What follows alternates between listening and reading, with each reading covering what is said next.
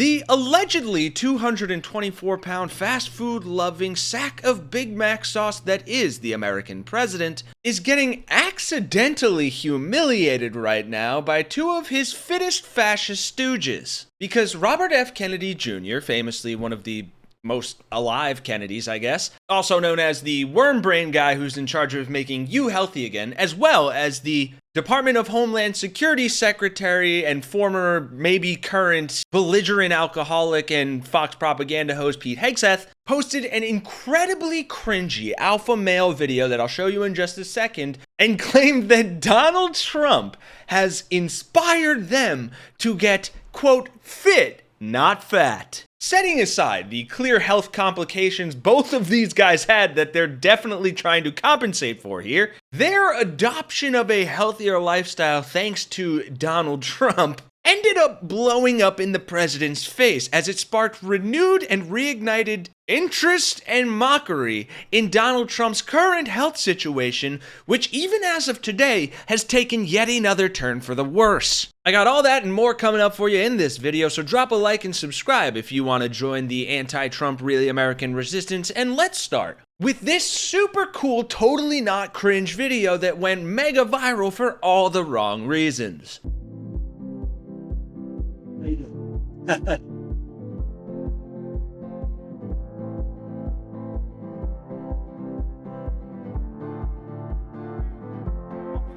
All right, here we are in the bowels of the Pentagon for the Pete and Bobby Challenge. I think this was your idea, so I blame you. But it's all about Make America Healthy Again. We're gonna be fit, not fat. We want recruits that are ready to go and challenge. What are we doing today, Bobby? Oh, Pete and I are gonna do our part, encourage American youth to do this challenge. And the challenge is to do 100 push-ups and 50 pull-ups in any order you want in under 10 minutes. So 5 minutes is the top standard that we want to meet. Not going to be able to do. We hope Americans will take this challenge and you'll pass it along so that we're ready to be fit the way we need to be healthy and to have a healthy fighting force. Go get it. Let's make America healthy. Amen. First of all, the clip partially went viral because, as you might have seen, Hegseth accidentally showed how the Pentagon is full of cringe pictures of him. Like this one with his wife in the background, others from his time in the military just lining the walls of the Pentagon. Just crazy narcissistic stuff. So obviously they're following Donald Trump's lead, quote unquote, in more ways than one, but fitness certainly isn't one of them. And I would really like to hope that this story will drastically hurt Trump's macho man MAGA persona and how MAGA views him as this king pinnacle of health. But given the fact that his entire campaign could essentially be boiled down to him dancing as if he were jerking off two penises to the gay anthem YMCA and MAGA still had no problem with that or didn't find it humiliating, I'd have to argue that they're probably just too stupid or brainwashed for this to make any impact. However, I do think emasculating Trump has some net benefit. Impressively, both men said they succeeded with minutes to spare in the competition. Bizarrely though, each credited their passion for fitness to Trump, who is famously exercise-averse and a lover of fast food. You'll likely remember this famous picture of Trump, Elon Musk, Don Jr., and RFK Jr., MAGA Mike Johnson, like the kid who didn't get invited in the corner, eating McDonald's on their jet. But it's not Trump's exercise aversion and love of fast food that makes him typically not viewed as being the pinnacle of healthy living. The president's now infamous cankles have been spotted in recent public appearances, including during his meeting with Russian President Vladimir Putin. This picture puts it a little more clearly. They actually show both Putin's ankles that look normal as well as Trump's bloated corpse-like ankles that look like they're giving him a muffin top of the shoe, which comedian Josh Johnson of The Daily Show put like this. He's gonna need something else, something juicy. The White House offering an unexpected health update on President Trump, revealing that he recently underwent a battery of tests and has now been diagnosed with chronic venous insufficiency. Doctors tell us it means there isn't adequate blood flow to the veins in the legs, which can cause swelling. Oh no. Look at that ankle. When I said something juicy, I didn't mean... A shoe should not give you a muffin top. We also made a video of how they were first spotted at the humiliating FIFA Club World Cup, when Trump got more than his fair share of humiliation. But from that same conference, you also had this clip of Trump seemingly being incapable of walking in a straight line to meet Russian President Vladimir Putin after rolling out the red carpet for him. He was clearly struggling to walk, teetering back and forth as if his equilibrium is off. And Larry Borstein said, Donald Trump reportedly doesn't drink. That suggests his weaving from side to side is due to internal causes. His zigzagging goes to the edge of the carpet and then corrects. Trump can't walk a straight line unless someone paints a white line down the center. These are serious health issues, folks. I mean, first of all, it's a dead giveaway when even Caroline Levit, White House Barbie, won't tell you the truth about something like she does in this clip. Let me take you back to something from last month. You guys announced the president was diagnosed with chronic venous insufficiency after his legs were seen swelling. How's he being treated for that?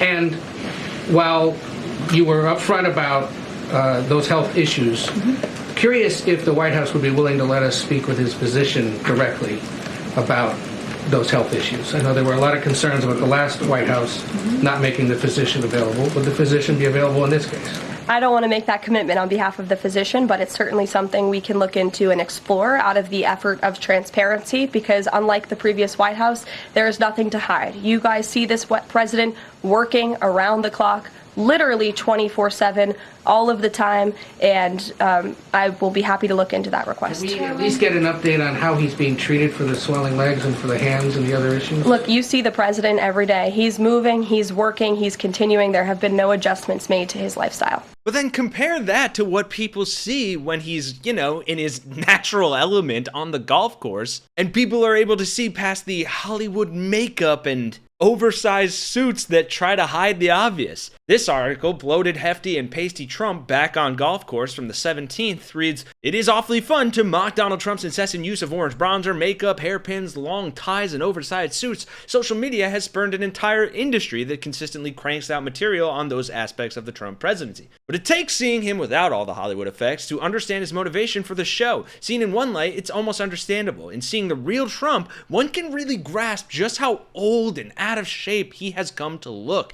And it actually matters more than just a superficial slap. Trump has always had to be more than human in the MAGA hive mind. The more downright dumpy Trump looks, the more vulnerable he is to being considered an old, lame duck with less and less fresh material, as I said in the beginning.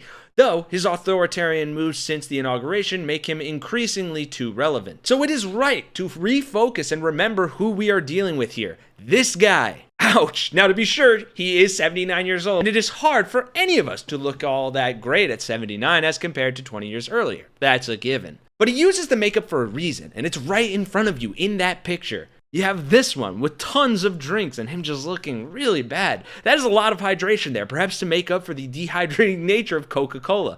That looks like the good stuff too. Pure sugar rather than corn syrup. Thanks, RFK. Maybe more tea and less Coke next time there, Chief. So he went golfing 2 days in a row after getting back from Anchorage, destroying all memes about being the hardest working guy in Washington. He does have a meeting with half the leaders of Europe, which he was on yesterday, and you would think that he would be busily preparing for those meetings unless he already knows that they are going nowhere. One supposes that it is at that point where golf looks pretty good. It's like he might be telling his pals at the club, my good friend Vlad isn't making any agreement anyway, I just have to push this Zelensky cowboy back into accepting defeat. For a guy that spends so much time on the links, he sure looks pale. Unfortunately, he also looks pretty happy, which cannot be good news. Meanwhile, the rest of the nation can take away what they will about an all-too-human-looking Trump sans bronzer and brassiere. He looks old. Without giving an inch on society's penchant for ageism, it matters. He has to look invulnerable for his supporters.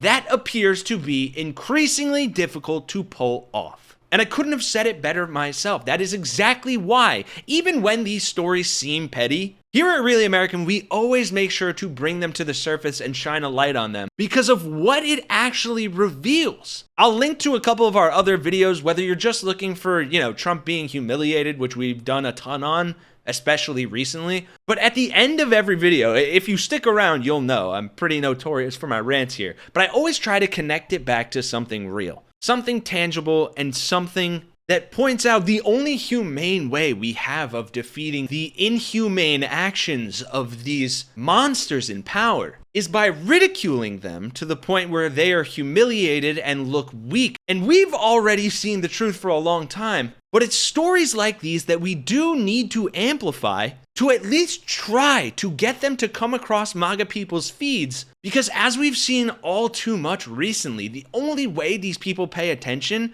are if it directly affects or harms them, or if it's something superficial that allows them to question their worldview without fear of being woke. And it's so stupid, and I hate it. But I can't think of any better way right now to peacefully protest aside from this and getting out and making your voices heard, like those people did brilliantly yesterday to MAGA Representative Elise Stefanik. Right? It was brilliant. It wasn't a town hall because she won't have any, but they went out and went to the renaming ceremony of a public servant and protested and booed her off the stage so she couldn't even speak. And I wish we could do that to Trump. I really wish we could just boo him off whenever he speaks. But all his events are so catered and sycophantic. I mean, they kick people out of the White House press briefing and don't allow regular news outlets to ask questions because they don't want to look bad. So that is why the driving force behind this channel is always to make him look like he actually looks. I was going to say bad, and that's the truth, but that's because, as this article points out, that is how he actively looks.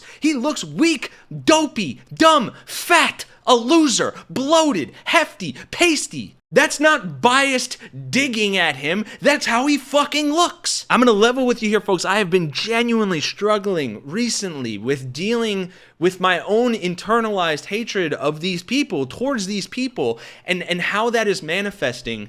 Because I am not a hateful person. I really, truly do genuinely believe in the goodness of humanity. It is so hard to try to take my hope and what I feel and try to level that with what I constantly see going on in the world outside, and how continually our institutions, our leaders, our politicians fail us tangibly. And then you have the people like evangelicals or any of these MAGA morons who claim to have the moral superiority because of their religion or whatever the hell it is, sit here and either turn a blind eye towards or gleefully root for these atrocities and human rights violations. It's so hard to square it in my head, and I'm genuinely trying to take the high road here. But it gets harder and harder every day. But even with that said, every one of you that watches these videos, that comments, that sends me emails, that likes, that listens, that cares about other people, even the ones we disagree with so much, you all genuinely give me so much hope. And I am trying so hard to lean into that because, frankly, I need it.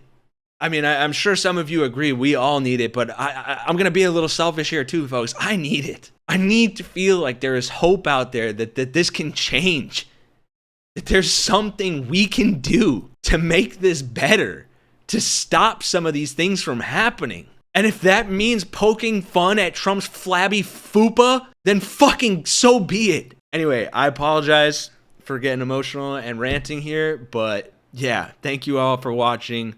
For Really American, I'm Kenny Hesse. I will see you guys in the next one.